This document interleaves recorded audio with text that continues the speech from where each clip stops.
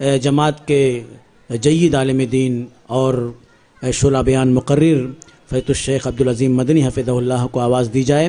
آپ اپنے علمی، تحقیقی اور مدلل خطاب کے لیے جانے جاتے ہیں۔ اس سے پہلے بھی آپ ہمارے درمیان تشریف لاتے رہے ہیں اور اپنے علم اور خطاب سے بارہا آپ نے ہم کو مستفید کیا ہے۔ میں بڑے ادب سے التماس کروں گا شیخ سے کہ آپ تشریف لائیں اور اپنے مخصوص موضوع کے حوالے سے اپنے علم و مطالعے سے سامعین کو مستفید فرمائیں۔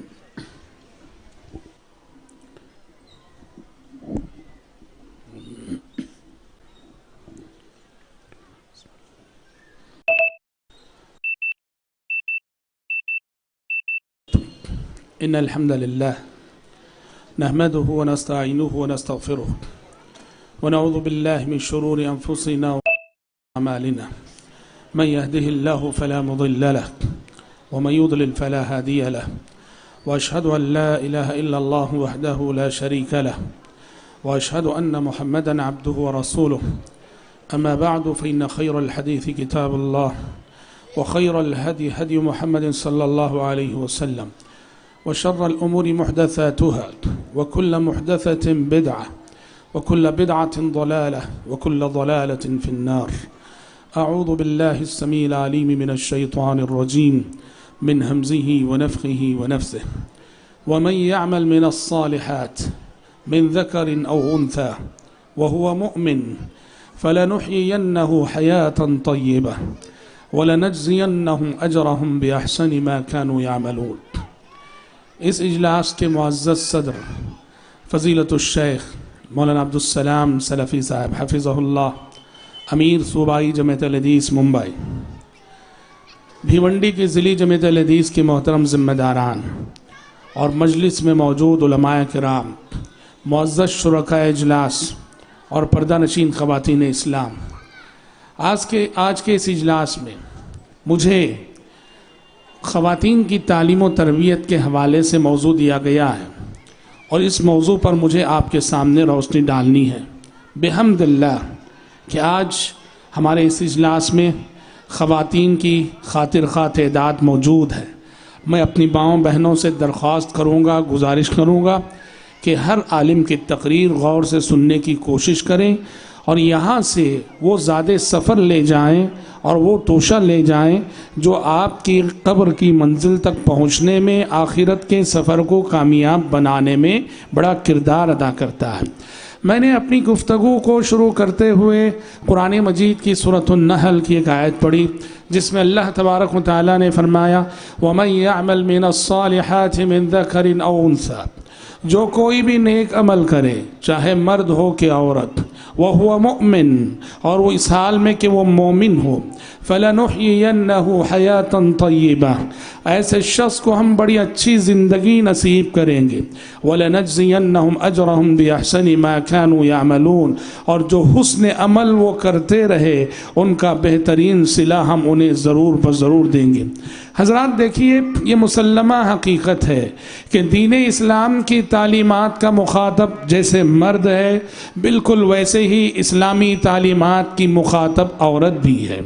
اسلامی فرائض اور واجبات کا مکلف جیسے مرد ہے، اسلامی فرائض اور واجبات کی مکلف بالکل ویسے ہی عورت بھی ہے۔ قانون جزا و سزا جیسے مردوں کے لیے ہے، قانون جزا و سزا ویسے ہی عورتوں کے لیے بھی ہے۔ جنت و جہنم کا انجام جیسے مردوں کے لیے ہے، ویسے ہی جنت و جہنم کا انجام عورتوں کے لیے بھی ہے۔ جب بات ایسی ہے تو جس طرح مردوں کے لیے تعلیم ضروری ٹھہری تاکہ وہ اپنے آپ کو نار جہنم سے بچا سکیں، تاکہ علمی بنیادوں پر وہ اللہ تعالیٰ کو جان سکیں، علمی بنیادوں پر اللہ تعالیٰ کی معرفت انہیں حاصل ہو سکے، تو جیسے مردوں کے لیے تعلیم ضروری ٹھہری ویسے ہی عورتوں کے لیے بھی، خواتین کے لیے بھی تعلیم ضروری ٹھہری کہ وہ بھی اپنے رب کو علمی بنیادوں پر جان سکے، علمی بنیادوں پر اللہ کی معرفت انہیں حاصل ہو سکے اور علمی بنیادوں پر دین کو سمجھ کر وہ خود کو نار جہنم سے بچا سکے۔ اور یہ وہ حق ہے، حق تعلیم جو اسلام نے عورت کو دیا۔ عورت کو اس حق کو حاصل کرنے کے لیے کچھ طویل انتظار کرنا نہیں پڑا، بلکہ جب غار حرا میں سب سے پہلی وحی آئی اور پیارے نبی صلی اللہ علیہ وسلم کے سر پہ تاج نبوت رکھا گیا، پہلی مرتبہ جبریل امین سے ملاقات ہوئی، اسی پہلی ملاقات میں اللہ رب العالمین نے عورت کو حق تعلیم دے دیا، جب اللہ تعالیٰ نے کہا علم الانسان ما لم یعلم، علم الانسان ما لم یعلم، اللہ نے انسان کو وہ علم دیا جو کہ وہ نہیں جانتا تھا۔ یہاں غور کیجئے، علم الانسان اللہ نے کہا، علم الرجال نہیں کہا، مردوں کو علم دیا نہیں، علم الانسان کہا، مطلب یہ ہوا کہ پہلی ہی وحی نے یہ اعلان کر دیا کہ تعلیم سب کا حق ہے، تعلیم ہر مرد کا حق ہے، تعلیم ہر عورت کا حق ہے، تعلیم ہر جوان کا حق ہے، تعلیم ہر بوڑھے کا حق ہے، تعلیم ہر بچے کا حق ہے، تعلیم ہر انسان کا حق ہے۔ آسمان سے آنے والی پہلی ہی وحی نے عورت کو یہ حق تعلیم دے دیا۔ حضرات یاد رکھیے، جب تک عورت تعلیم یافتہ نہ ہو معاشرہ مہذب نہیں ہو سکتا۔ جس معاشرے کی عورت تعلیم یافتہ نہ ہو اس معاشرے کی نئی نسلوں کو تربیت نہیں مل سکتی۔ جس معاشرے کی عورت تعلیم یافتہ نہ ہو اس معاشرے کی معاشرت مثالی معاشرت نہیں ہو سکتی۔ جس معاشرے کی عورت تعلیم یافتہ نہ ہو اس معاشرے کی خاندانی زندگی مثالی نہیں ہو سکتی۔ عورت کے اندر اگر تعلیم نہ ہو، عورت کی اگر تربیت نہ ہو، سماج بکھر جائے گا، خاندان منتشر ہو جائیں گے، گھر برباد ہو جائیں گے۔ وہی سماج، وہی معاشرہ سنورتا ہے، ترقی کرتا ہے جس معاشرے کی عورت مردوں کے ساتھ ساتھ پڑھی لکھی ہو اور تعلیم کے ساتھ ساتھ زیور تربیت سے آراستہ ہو۔ یہی وجہ ہے کہ آپ ہم دیکھیں گے پیارے نبی صلی اللہ علیہ وسلم کی حیات طیبہ کا مطالعہ کیجئے، پیارے نبی صلی اللہ علیہ وسلم نے اس صنف نازک کو کتنی اہمیت دی، کتنی اہمیت دی آپ نے۔ عیدگاہ میں آپ مردوں سے خطاب کرتے ہیں اور مردوں سے آپ کا خطاب مکمل ہوتا ہے، آپ الگ سے خواتین میں تشریف لے جاتے ہیں اور خواتین میں جا کے آپ صلی اللہ علیہ وسلم بالخصوص خواتین سے مخاطب ہوتے ہیں اور انہیں نصیحت کرتے ہیں، آخرت کے آنے والے خطرے سے آگاہ کرتے ہیں۔ یا معشر النساء تصدقن ولو من حلیکن فانی اریتکن اکثر اہل النار، کہا کہ اے گروہ خواتین صدقہ کرو، صدقہ کرو، اس لیے کہ میں نے دیکھا کہ جہنم میں سب سے زیادہ عورتیں ہی جایا کریں گی، جہنم میں سب سے زیادہ عورتیں ہی داخل ہوا کریں گی۔ قلنا وبما یا رسول اللہ، خواتین نے پوچھا کہ اللہ کے نبی ہماری وہ کمزوری کیا ہے، وہ کیا اسباب ہیں کہ مردوں کے مقابلے میں جہنم میں ہم جائیں گی؟ آپ نے فرمایا تکثرن اللعن وتکفرن العشیر، تم خواتین کے اندر دو بڑی کمزوریاں پائی جاتی ہیں۔ پہلی غلطی تو یہ کہ بات بات پہ تمہاری زبان پہ لعن و طعن کے کلمات آ جاتے ہیں، بات بات پہ تم لعن طعن کرنے لگتی ہو۔ وتکفرن العشیر، اور تمہارا دوسرا جرم یہ ہے کہ شوہر کی ناشکری بہت کرتی ہو۔ ایک حدیث میں آپ نے اس کی مثال دی، کہا کہ زندگی بھر تم اس کے ساتھ احسان کرو اور ایک بار تم سے اس کے حق میں غلطی ہو جائے تو اس کا ریاکشن یوں رہتا ہے، وہ اپنے شوہر سے کہتی ہے میں نے تمہارے اندر کبھی زندگی میں کوئی خیر نہیں دیکھا۔ تکفرن العشیر، تم اپنے شوہروں کی ناشکری کرتی ہو۔ غور کیجئے اس اہتمام پر، مردوں سے خطاب کرنے کے بعد آپ علیحدہ تشریف لے جاتے ہیں خواتین سے خطاب کرنے کے لیے، اور کتاب و سنت میں عورت کو جو مسجد آنے کا جو حق دیا گیا ہے، عورت کو جو مسجد سے جوڑا گیا ہے، اس کے پیچھے بھی یہی چیز ہے کہ صنف نازک کی تعلیم و تربیت کا اہتمام جس معاشرے میں نہ ہو وہ معاشرہ مثالی نہیں بن سکتا۔ مسجدیں یہ مراکز نور ہیں، یہاں سے نور توحید تقسیم ہوتا ہے، یہاں سے نور سچائی کا نور تقسیم ہوتا ہے، یہاں سے صداقت کا نور، امانت کا نور، دیانت کا نور، یقین کا نور، توکل کا نور، انابت اللہ کا نور، یہ مرکز انوار ہوتی ہیں مسجدیں۔ اسی لیے شریعت نے خواتین کو مسجد سے جوڑا، بعض صحابیات تو فرماتی ہیں ہم نے سورہ قاف یاد کیا تو جمعہ میں پیارے نبی صلی اللہ علیہ وسلم کی زبانی سن کے یاد کیا، یعنی اتنی مرتبہ آپ نے سورہ قاف پڑھی ہے کہ پیارے نبی کی زبانی سن سن کر ہمیں سورہ قاف یاد ہو گئی۔ اور پیارے نبی صلی اللہ علیہ وسلم کے اس میں سے پتہ چلتا ہے کہ آپ صلی اللہ علیہ وسلم کے زمانے میں فرائض تو فرائض، نوافل کی ادائیگی کے لیے خواتین مسجد میں حاضری دیا کرتی تھیں۔ دل میں ارادہ ہوتا کہ نفل نماز پڑھنی ہے، سیدھے مسجد نبوی آ گئی اور نفل نماز پڑھنے لگی۔ پیارے نبی نے ایک مرتبہ دیکھا مسجد نبوی کے دو ستونوں کے درمیان ایک رسی بندھی ہوئی ہے۔ آپ نے پوچھا یہ رسی کس نے باندھی ہے؟ صحابہ نے کہا زینب نے باندھی ہے۔ کہا کس لیے باندھی ہے؟ کہا کہ وہ مسجد میں آ کر بڑی لمبی لمبی نفل نمازیں پڑھتی ہیں اور جب کھڑی کھڑی تھک جاتی ہیں تو اس رسی کا سہارا لے کے قیام کرتی ہے۔ پیارے نبی نے کہا زینب سے کہو یہ رسی کھول دیں، جتنی سکت اور طاقت ہے اتنی نماز پڑھا کریں، خواہ مخواہ اپنے آپ کو عبادت کے نام پہ اس مشقت میں مبتلا نہ کریں جس مشقت کو برداشت کرنے کی سکت اور استطاعت ان کے اندر نہیں ہے۔ غور کیجئے، بات فرائض کی نہیں ہے، فرائض کے لیے تو مسجدوں میں حاضری ہوتی ہی تھی، بات نوافل کی ہے۔ گھر بیٹھی خاتون کے دل میں خیال آتا کہ نفل نماز پڑھنی ہے تو سیدھے وہ مسجد نبوی آ جایا کرتی تھی۔ شریعت نے یہ جو مسجد سے خواتین کو جوڑا ہے اس کے پیچھے بھی تعلیم و تربیت کی یہی حکمت عملی کار فرما ہے۔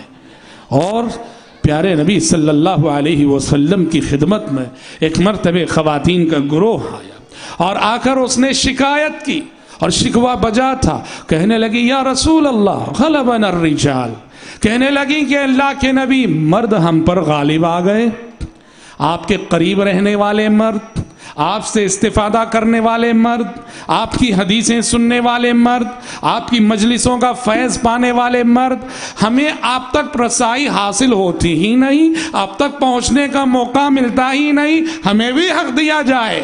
پیارے نبی صلی اللہ علیہ وسلم نے خواتین کی شکایت کی قدر کی اور آپ نے ان کی شکایت کو بجا قرار دے کر ہفتے کا ایک دن خاص کر دیا۔ کہا کہ ہفتے کے ایک دن میں تم مدینے کے کسی گھر میں جمع ہو جایا کرو، اکٹھا ہو جایا کرو۔ پیارے نبی صلی اللہ علیہ وسلم تشریف لے جاتے تھے اور ہفتے میں ایک دن مدینے کے کسی گھر میں خواتین کو نصیحت فرماتے تھے۔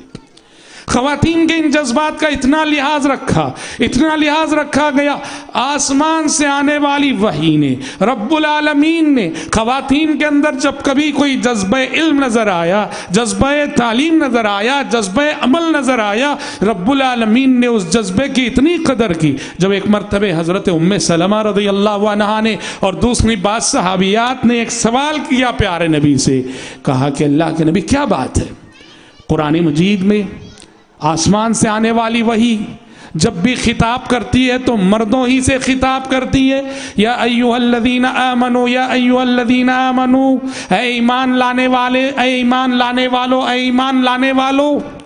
ہم عورتوں سے خطاب کیوں نہیں ہوتا؟ کیا شوق ہے دیکھیے، کیا جذبہ ہے دیکھیے، کیونکہ قرآن مجید میں جو بھی خطاب ہیں صیغہ اگر آپ دیکھیں گے تو مردوں کے خطاب ہی کا صیغہ ہے۔ یہ اور بات ہے کہ عورتیں بھی اس میں مخاطب ہوتی تھیں، لیکن عورتوں کا شوق کہ آسمان سے آنے والی وہی خاص ہم سے خطاب کرے کہ اے خواتین، اے مومن عورتوں۔ رب العالمین نے ساتھ میں آسمان سے عورتوں کے اس جذبے کا لحاظ رکھا، اس خواہش کا لحاظ رکھا، اور آسمان سے وہی نازل ہو گئی سورۃ الاحزاب کی آیت، ان المسلمین والمسلمات والمؤمنین والمؤمنات والقانتین والقانتات والصادقین والصادقات والصابرین والصابرات والخاشعین والخاشعات والمتصدقین والمتصدقات والصائمین والصائمات والحافظین فروجهم والحافظات والذاکرین اللہ کثیرا والذاکرات اعد اللہ لهم مغفرة واجرا عظیما۔ شکایت یہ تھی، سوال یہ تھا، ہم عورتوں سے الگ سے کیوں خطاب نہیں ہوتا؟ آسمان سے آنے والی وہی ہم سے ڈائریکٹ مخاطب کیوں نہیں ہوتی؟ وہی آ گئی کہ بے شک مسلمان مرد اور مسلمان عورتیں، مومن مرد اور مومن عورتیں، سچ بولنے والے مرد، سچ بولنے والی عورتیں، صدقہ کرنے والے مرد، صدقہ کرنے والی عورتیں، خشوع خضوع اختیار کرنے والے مرد، خشوع خضوع اختیار کرنے والی عورتیں، روزے دار مرد، روزے دار عورتیں، اپنی آبرو کی حفاظت کرنے والے مرد، آبرو کی حفاظت کرنے والی عورتیں، اللہ کا ذکر کرنے والے مرد اور اللہ کا ذکر کرنے والی عورتیں، اعد اللہ لہم مغفرۃ واجرا عظیما، اللہ رب العالمین نے ان سب کے لیے بخشش اور اجر عظیم تیار کر رکھا ہے۔ آسمان سے آنے والی اس وحی نے بتا دیا کہ خواتین کا اللہ رب العالمین کے نزدیک وہی مقام ہے جو مقام کے مردوں کا بھی ہے، اور نیکی اور تقوی کے ہر میدان میں خواتین نہ صرف یہ کہ مردوں کے دوش بدوش چل سکتی ہیں، بلکہ وہ خدیجہ و عائشہ کے روپ میں، آسیہ و مریم کے روپ میں مردوں سے آگے بڑھ کر قیامت تک آنے والے مسلمانوں کے لیے آئیڈیل اور نمونہ بن سکتی ہیں۔ حضرات، کبھی کبھار ایسا ہوتا خواتین کے بعض ایسے سوالات ہوتے جن سوالات کا تعلق ان کی نجی زندگی سے ہوتا تھا، اور جن سوالات کا تعلق ایسے مسائل سے ہوتا تھا جن مسائل کا تعلق شرم و حیا سے ہوتا۔ پیارے نبی صلی اللہ علیہ وسلم نے دیکھیے خواتین کو اپنے تک پہنچنے کا حق دیا، خواتین کی رسائی آپ صلی اللہ علیہ وسلم تک تھی، اور وہ پیارے نبی سے اپنے نجی مسائل بھی پوچھ سکتی تھیں، اور قربان جائیے ان کے اخلاق پر پوچھتے ہوئے وہ شرم و حیا کی وجہ سے پوچھے بغیر اگر رہ جائیں تو پھر پتہ نہیں کتنی شریعت کی خلاف ورزی ہوگی، اور اگر تعلیم کے نام پر بالکل پوری وضاحت کے ساتھ اور صراحت کے ساتھ پوچھنے لگے، کہیں شرم و حیا کے تقاضوں کے خلاف بات نہ چلی جائے۔ کس سلیقے سے پوچھا کر دیں۔ جب ایک انصاری خاتون آئی اور آ کے تمہید، کیا اچھی تمہید باندھی، کہا یا رسول اللہ ان اللہ لا یستحی من الحق، یا رسول اللہ ان اللہ لا یستحی من الحق۔ اے اللہ کے نبی، اللہ قرآن میں فرماتا ہے کہ اللہ کبھی حق بات کہنے سے شرماتا نہیں ہے۔ قربان جائیے اس طریقے سوال پر، اس جملے نے بتا دیا کہ خاتون جو سوال کرنے جا رہی ہیں اس سوال کا تعلق شرم و حیا کے مسائل سے ہے۔ ان اللہ لا یستحی من الحق، مطلب یہ ہے پوچھتے ہوئے حیا مانے ہے، شرم رکاوٹ بن رہی ہے، پر اللہ نے کہا کہ دین سیکھنے کے سلسلے میں شرم و حیا رکاوٹ نہیں بننی چاہیے۔ لہذا میں آپ سے پوچھنا چاہتی ہوں کہ جس طرح مرد کو احتلام ہونے کی صورت میں غسل واجب ہوتا ہے، کہ عورت کو احتلام ہو جائے تو بھی غسل واجب ہوگا کیا؟ ام المومنین عائشہ صدیقہ رضی اللہ عنہا اسی لیے انصاری خواتین کی تعریف کرتے ہوئے فرمایا کرتی تھی، نعم النساء نساء الانصار لم يكن الحیاء یمنعهن من ان يتفقهن فی دین اللہ۔ انصار کی خواتین کتنی اچھی خواتین تھیں کہ کبھی شرم و حیا طلب علم کے راستے میں ان کے لیے رکاوٹ نہیں بنتی تھی۔ اس قدر حضرات مذہب اسلام میں اس قدر عورتوں کی تعلیم و تربیت کا اہتمام کیا گیا، اور پیارے نبی صلی اللہ علیہ وسلم نے اپنی حیات طیبہ میں یوں انہیں یہ حق دیا۔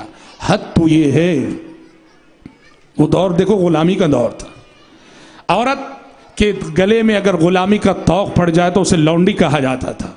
غلام اور لونڈیوں کی اس دور میں کوئی حیثیت نہ تھی، کوئی قیمت نہ تھی۔ مارکیٹ میں جس طرح جانور خریدے اور بیچے جاتے ہیں، غلام اور لونڈی مارکیٹ میں خریدے اور بیچے جاتے تھے۔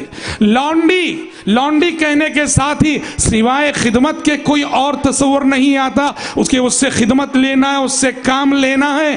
قربان جائیے، اسلام نے کہا مسلم سماج اور مسلم معاشرے کی اگر لونڈی بھی ہے اسے بھی بغیر تعلیم کے نہیں رہنا ہے۔ تعلیم لونڈیوں کا بھی حق ہے، پڑھنا لکھنا اس کا بھی حق ہے۔ جب آپ صلی اللہ علیہ وسلم فرماتے ہیں ثلاثۃ لہم اجران، ثلاثۃ لہم اجران، 3 افراد ایسے ہیں انہیں ڈبل اجر و ثواب ملے گا، دگنا اجر و ثواب ملے گا۔ اس میں آپ نے فرمایا وَرَجُلٌ كَانَتْ عِنْدَهُ أَمَةٌ يَطَأُهَا فَعَلَّمَهَا فَأَحْسَنَ تَعْلِيمَهَا وَأَدَّبَهَا فَأَحْسَنَ تَأْدِيبَهَا ثُمَّ أَعْتَقَهَا فَتَزَوَّجَهَا فَلَهُ أَجْرَانِ۔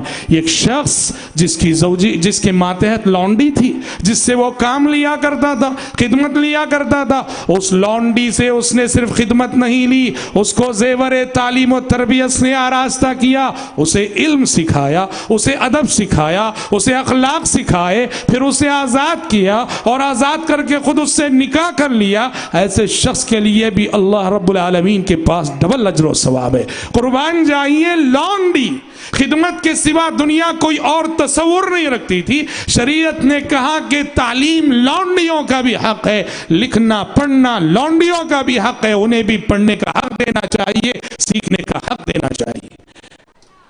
خواتین کی یہ جو حوصلہ افزائی کی گئی تعلیم کے میدان میں، اس کا نتیجہ کیا ہوا؟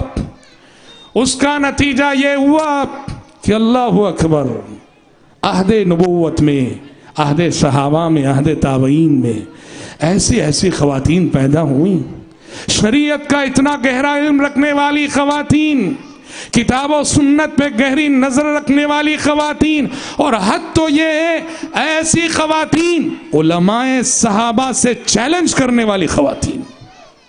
ایک حدیث ہم نے آپ نے سنی ہوگی بارہا، لیکن دیکھو غور کرو اس حدیث پر۔ عبداللہ بن مسعود رضی اللہ عنہ کی مجلس علم جمی ہوئی ہے، سامعین میں مرد بھی ہیں خواتین بھی ہیں۔ عبداللہ بن مسعود رضی اللہ عنہ نے ایک بات ارشاد فرمائی، کہا کہ گودنے والیوں پر اور گدوانے والی عورتوں پر اللہ تعالیٰ کی لعنت ہے، اللہ نے لعنت بھیجی ہے ان عورتوں پر جو گودنے کا کام کیا کرتی ہیں، گدوایا کرتی ہیں۔ سامعین میں سے خاتون اٹھتی ہے، کہتی ہے عبداللہ بن مسعود آپ فرما رہے ہیں کہ گودنے والی عورت اور گدوانے والی عورت پر اللہ نے لعنت بھیجی ہے، میں نے پورا قرآن پڑھ لیا ہے، پورے قرآن میں ایسی کوئی آیت نہیں ہے جس میں یہ بات ہو کہ اللہ تعالیٰ نے واشمات اور مستوشمات پہ لعنت بھیجی ہو، اللہ نے یہ کہا ہو کہ گودنے والی عورت اور گدوانے والی عورت پہ لعنت ہے، پورے قرآن میں کہیں نہیں ہے۔ عبداللہ بن مسعود نے کہا ہے قرآن کے اندر۔ خاتون نے کہا نہیں، ابتدا سے انتہا تک پورا قرآن میں پڑھ چکی ہوں، پورے قرآن میں کہیں نہیں ہے آیت۔ اور اللہ اکبر، خاتون کا دعویٰ بالکل بجا تھا۔ آپ بھی سورہ فاتحہ سے ناس تک پڑھ لو، پورے قرآن میں کہیں ایسی آیت نہیں ملے گی جس میں اللہ تعالیٰ کہہ رہے ہو کہ گودنے والی عورتوں پر اور گدوانے والی عورتوں پہ جو ہے میری لعنت ہو، نہیں ہے قرآن میں۔ اور عبداللہ بن مسعود فرما رہے کہ اللہ نے لعنت بھیجی ہے ان پر۔ عبداللہ بن مسعود جیسے جلیل القدر اور ذی علم صحابی کے آگے چیلنج بن کے کھڑی ہوتی ہے اور کہتی ہے کہ پورا قرآن میں نے پڑھ لیا ہے، پورے قرآن میں کہیں وہ آیت نہیں ہے، آپ کہاں سے کہہ رہے ہیں کہ اللہ نے لعنت بھیجی ہے؟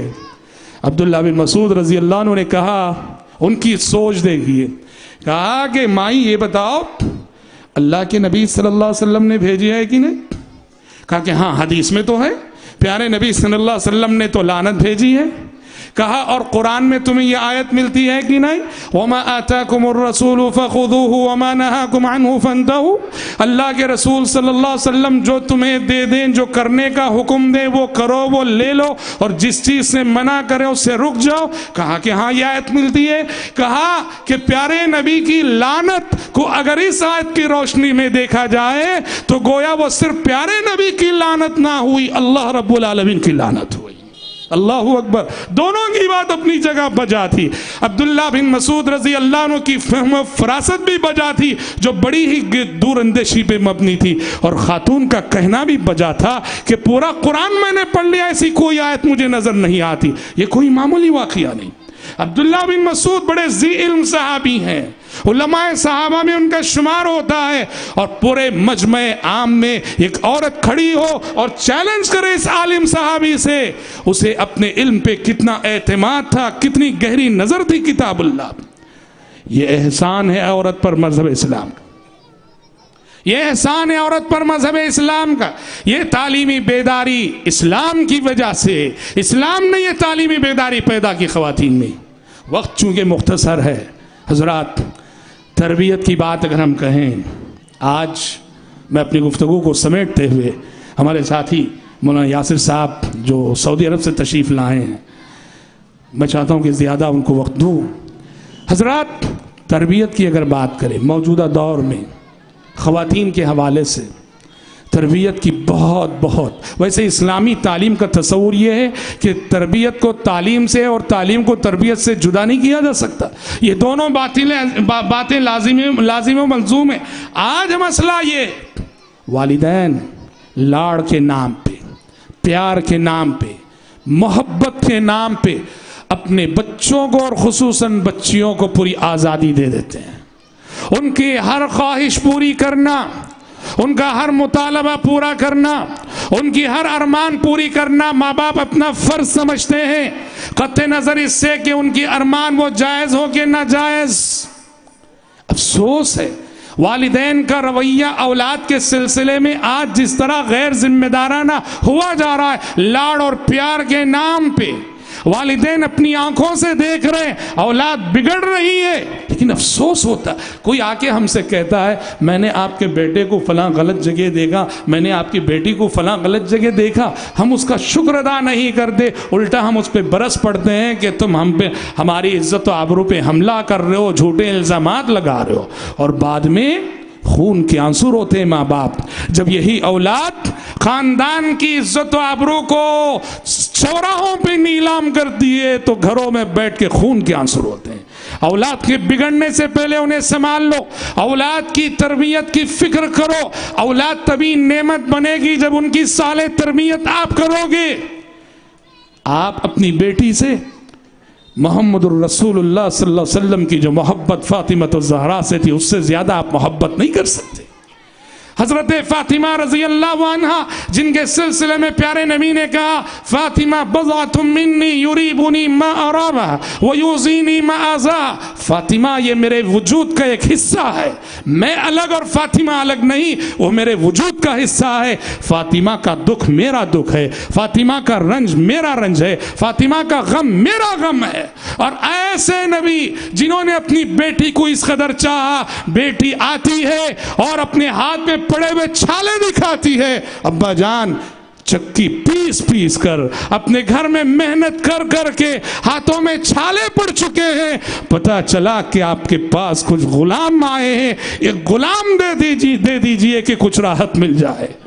قربان جائیے نبی آخر الزمان صلوات اللہ وسلم علیہ، وہ نبی جن کی دل کی ایک ایک دھڑکن میں فاطمہ کی محبت تھی. عدل و انصاف کا یہ معیار دنیا کہاں اور کس کے پاس دکھائے گی؟ پیارے نبی نے کہا بیٹی فاطمہ میرے یہ صفہ کے غریب صحابہ ان غلاموں کے تم سے زیادہ مجھے حقدار لگتے ہیں. میں ان کی محتاجی رہتے ہوئے، ان کی ضرورت رہتے ہوئے تمہیں غلام نہیں دے سکتا. بیٹا جاؤ محنت کرو، مشقت کرو. ہاں ایک نسخہ ضرور بتاتا ہوں، اس کو اپنا لینا، تمہاری تکلیفیں آسان ہو جائیں گی. روزینہ سونے سے پہلے 33 مرتبہ سبحان اللہ، 33 مرتبہ الحمدللہ اور 34 دفعہ اللہ اکبر پڑھ لیا کرو. یہ روحانی ذکر تمہاری جسمانی تکلیفات کے لیے ایک دوا بن جائے گا، ایک شفا بن جائے گا. اللہ اکبر. قربان یہ ہوتے ہیں ذمہ دار ماں باپ. ابو ہریرہ رضی اللہ عنہ اپنی بیٹی کو ایک نصیحت کرتے ہیں، کیا فرماتے ہیں؟ حضرت ابو ہریرہ نے کہا ایک مرتبہ اپنی بیٹی سے کہا کہ بیٹا لا تلبس الذهب فإني أخشى عليك اللهب. امام ذہبی نے سیر و اعلام النبلاء میں حضرت ابو ہریرہ کی اثر نقل کی کہ حضرت ابو ہریرہ نے اپنی بیٹی کو نصیحت کرتے کہا بیٹی دیکھو زندگی میں سونا مت پہنو، زندگی میں سونا مت پہنو، مجھے ڈر ہے کہ یہ سونا کل روز قیامت آگ کے شعلوں کی شکل میں آئے گا تمہارے پاس. کیا مطلب ہے اس جملے کا؟ کیا سونا حرام ہے عورت کے لیے؟ بالکل نہیں، کسی نے نہیں کہا. سونا بالکل جائز ہے عورت کے لیے. پھر کیوں حضرت ابو ہریرہ کہہ رہے ہیں بیٹی سونا مت پہنو؟ ہر باپ کی خواہش ہوتی ہے کہ اس کی بیٹی پہنے اوڑھے سورے، ہر باپ کی خواہش ہوتی ہے. ابو ہریرہ بھی ایک باپ ہیں اور ان کے سینے میں بھی وہ دل ہے جس میں بیٹی کی محبت ہے. پھر کیا ہوا کہ نصیحت یہ کر رہے ہیں کہ بیٹا سونا مت پہننا، مجھے ڈر ہے کہ یہ سونا کل آگ کے شعلوں کی شکل میں آئے گا. حضرات یہ وہ باپ ہے جو اپنی بیٹی کی دنیا سے زیادہ آخرت کی فکر کر رہا ہے. جسے اپنی بیٹی کی دنیاوی زیور سے زیادہ آخرت کے زیور کی فکر ہے۔ حضرت ابو ہریرہ جو کہہ رہے سونا مت پہنو، اس لیے نہیں کہ سونا ناجائز ہے، بلکہ اس لیے کہہ رہے ہیں کہ زیورات اور سونے کے راستے سے عورت بہت سارے فتنوں میں مبتلا ہوتی ہے۔ زیور پہننا ہے زینت کے لیے، شوہر کے لیے، سنورنے کے لیے۔ خواتین میں یہ جذبہ پایا جاتا ہے، بعض خواتین میں وہ زیورات پہنتی ہیں نمائش کے لیے، تکبر کے لیے، جذبہ غرور سے، اور باقاعدہ غریبوں اور خاندان کی دوسری عورتوں کو جلانے کے لیے۔ کہا کہ ہاں آج وہاں وہ آ رہی ہے، آج بن سور کے جاؤں گی، اپنی حیثیت دکھاؤں گی، میرا شوہر کیسا ہے، میرا باپ کیسا ہے، اور کتنا مجھے پہنایا جا رہا ہے۔ اس جذبے سے اگر زیور پہنا جائے تو وہ زیور وہ جہنم کا زیور ہے، وہ آگ کے شعلے ہیں۔ ابو ہریرہ رضی اللہ عنہ اپنی بیٹی کو اسی پس منظر میں نصیحت کر رہے ہیں، لا تلبس الذهب فإني أخشى عليك اللهب، سونا مت پہن بیٹا کہ ڈر ہے کہ کہیں وہ آگ کے شعلوں کی شکل میں آئے گا۔ حضرات اپنی بچیوں کی تربیت کرو، ان جفا کشی پیدا کرو، صبر پیدا کرو، قوت برداشت اپنی بچیوں میں پیدا کرو، ناگوار باتوں کو کیسے برداشت کرنا یہ سلیقہ پیدا کرو۔ آج دیکھو گھر گھر طلاق کے واقعات، خلے کے واقعات، اتنی ٹینشنیں کیوں؟ والدین اپنی بچیوں کی صحیح تربیت نہیں کر رہے، نتیجے میں جب شادی ہوتی ہے نہ وہ اپنے شوہر کی مثالی بیوی بنتی ہے، نہ وہ اپنے سسرال کی مثالی بہو بنتی ہے، نہ وہ اپنی اولاد کی مثالی ماں بنتی ہے۔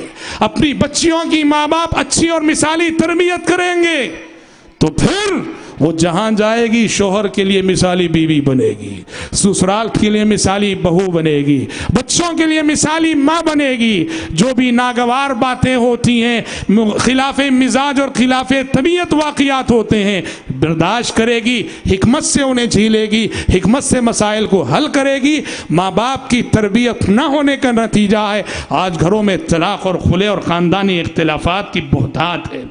حضرات آج ضرورت ہے، بیٹی بہت بڑی نعمت۔ اہل علم نے لکھا ہے الانبیاء و آباء و بنات، الانبیاء و آباء و بنات، اللہ نے پیغمبروں کو بیٹوں سے زیادہ بیٹیاں ہی دی ہیں، لڑکوں سے زیادہ لڑکیوں سے نوازا ہے۔ بیٹی بہت بڑی نعمت ہے، بیٹی جنت کا ٹکٹ ہے۔ پیارے نبی صلی اللہ علیہ وسلم نے فرمایا من ابتلی بشیء من هذه البنات، جس کو اللہ بیٹی کی آزمائش میں مبتلا کر، دیکھیے کتنی بڑی بات، کیا معنی خیز جملہ ہے، بیٹی کی آزمائش میں مبتلا کرتے۔ بیٹی کو پالنا، اس کی تربیت کرنا، اس کی جوانی کی حفاظت کرنا، اس کی حیا کی حفاظت کرنا، اس کی آبرو کی حفاظت کرنا، اور پوری ذمہ داری کے ساتھ اچھے ہاتھوں میں اسے دینا، یہ ماں باپ کی بہت بڑی ذمہ داری بنتی ہے۔ اسی لیے پیارے نبی نے اسے ابتلا سے تعبیر فرمایا ہے، من ابتلی بشیء من هذه البنات، اللہ کسی کو بیٹیاں دے دے اور ایسے ماں باپ اپنی بیٹیوں کی تربیت اچھی طرح سے اگر کر لیں، یہ بیٹیاں جہنم سے چھٹکارے کا سبب بنتی ہیں اور جنت میں داخلے کا سبب بنتی ہیں۔ آخری میں ایک دو باتیں بتا کے میں اپنی گفتگو ختم کرتا ہوں۔ اپنے گھروں کے ماحول کو اچھا رکھو، موسیقی کا ماحول ہو، میوزک کا ماحول ہو، فلمی ماحول ہو، ہمارے گھر میں صبح شام ڈش ہو اور ٹیلی ویژن پہ گندے اور فحش پروگرام چلتے ہو، ایسے ماحول میں ہم مثالی اور ایسے ماحول میں پرورش پانے والی اولاد کبھی مثالی اولاد بن نہیں سکتی، صالح اولاد بن نہیں سکتی اور نعمت نہیں بن سکتی۔ اگر ہم نے گھر کا ماحول ایسا بنا رکھا ہے تو پھر اپنی اولاد کے بگاڑ کے پہلے ذمہ دار ہم خود ہیں۔ عربی شاعر نے کہا اذا كان رب البيت ضاربا على الطبل فلا تلوم الاولاد على الرقص، گھر کا سرپرست اگر ڈھول بجا رہا ہے تو بچوں سے مت پوچھو کہ کیوں ڈانس کر رہے ہو۔ گھر کا سرپرست ڈھول بجا رہا ہے تو پھر ڈانس ہوگا ہی۔ تم چاہتے ہو کہ تمہارے بچوں کا ناچ بند ہو، پہلے تم اپنا طبل جو بجا رہے ہو وہ بند کرو، یہ خود بخود ختم ہو جائے گا۔ وہ آج جو بگاڑ ہم دیکھ رہے ہیں اس کے اولین ذمہ دار ماں باپ ہیں۔ گھر کے ماحول کو مثالی ماحول بناؤ، دینی ماحول بناؤ، نماز کا ماحول ہو، شرکیہ مظاہر نہ ہو، تعویذیں نہ ہو، حضرات دینی ماحول بناؤ، اور اسی کے ساتھ ساتھ بچپن ہی سے बचपन ही से मुरब्बियाना नुक्ते नज़र अपनी बच्चियों के सिलसिले में रखो। उनकी हया और आबरू की हिफाजत करना वालिदैन की जिम्मेदारी है। शाइस्ता लिबास पहनाओ, गैर शाइस्ता लिबास, गैर संजीदा लिबास, अगर अभी तो बच्ची है, अभी तो नाबालिग है, बचपन से ही अगर हम इसका लिहाज नहीं करेंगे तो फिर उसकी हया लुटेगी, आप उसकी शर्म लुटेगी और उसके जिम्मेदार हम माँ बाप होंगे। ज़रूरत है आज वालिदैन होने की हैसियत से अपनी जिम्मेदारियों का एहसास करें और औलाद जो कि जिससे आखिरत बन भी सकती है और बिगड़ भी सकती है, अपनी औलाद की ऐसी तरबियत करें कि औलाद हमारे लिए, आपके लिए दुनिया का भी ज़ख़ीरा बने और आखिरत का भी ज़ख़ीरा बने। मैं अपनी गुफ्तगू को ज़्यादा तूल न देते हुए रब्बुल आलमीन से दुआ करता हूँ कि रब्बुल आलमीन हम सबको, आप सबको, अपनी माँओं, अपनी बहनों, अपनी बच्चियों, अपनी बेटियों, अपनी लड़कियों, इन सब की हिफाजत करने और उनकी सही इस्लामी तरबियत करने की तौफीक अता फरमाए। रब्बुल आलमीन हमारी औलाद को हमारे लिए और आपके लिए दुनिया और आखिरत का ज़ख़ीरा बनाए और औलाद की वजह से हमें और आपको दुनिया और आखिरत में किसी आजमाइश से गुजरना ना पड़े। अल्लाहुम्मा आमीन व आखिरु दअवाना अल्हम्दुलिल्लाहि रब्बिल आलमीन वस्सलामु अलैकुम व रहमतुल्लाहि व बरकातुहू। जज़ाकुमुल्लाहु खैर। वो खुश बयान है ऐसा कि उसके पास हमें तवील रहना भी लगता है मुख्तसर रहना। ख़वातीन के तालीम और तरबियत के हवाले से बड़ी फाजिलाना, नादिर और अमली ज़िंदगी से जुड़ी हुई बातें शेख मोहतरम ने फरमाई। अल्लाह से दुआ है कि शेख के गुजारिशात पर हम सबको अमल की तौफीक बख्शे। हज़रात, एक ऐलान आपकी मालूमात के लिए कर दूं कि ये इजलास तो साल में एक बार होता है और इंशाअल्लाह होता रहेगा, लेकिन इसी पड़ोस की मस्जिद क़दीम में एक दर्स 2013 से बरोज़ सनीचर होता रहा है पाबंदी के साथ। सीरतुन नबी के मौजू पर यह दर्स मुसलसल हर सनीचर को चलता रहा है और अल्हम्दुलिल्लाह इसका सिलसिला जारी है। 222वां दर्स कल इंशाअल्लाह होगा। आप इस दर्स से मुस्तफ़ीद हों और पूरे साल आपके इस्तिफ़ादे के लिए ये दर्स है। अब आइए आगे बढ़ते हुए मैं मस्जिद क़दीम के इमाम कारी मुंतज़िम से इल्तमास करता हूँ आपके समाअतों की ताज़गी के लिए कि आप तशरीफ़ लाएँ और एक नज़्म पेश करें।